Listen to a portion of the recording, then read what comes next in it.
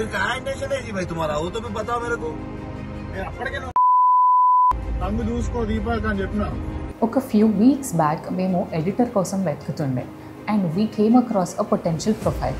అతనితో ఒక few minutes call మాట్లాడిన తర్వాత ఆయన వర్క్ నాకు వాట్సాప్లో సెండ్ చేస్తే ఒక ఫ్యూ డేస్లో నేను మా టీమ్తో డిస్కస్ చేసి will get back to him అని చెప్పాను.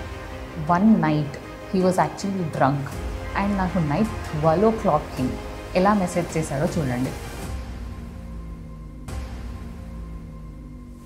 అండ్ అతను మరుసటి రోజు కూడా కాల్ చేసి మీరు నా టైం వేస్ట్ చేశారు and he had no regret. కానీ ఏం సైలెంట్గా ఉండలేదు. టీమ్ మహదేవ్ వాళ్ళ హెల్ప్ తీసుకొని ఆ మనిషిని రాయదుర్గం పోలీస్ స్టేషన్లో సబ్మిట్ చేశారు.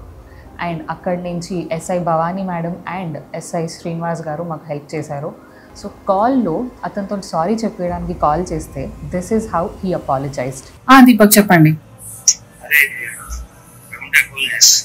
I just want to tell you guys that it is not okay to disrespect women.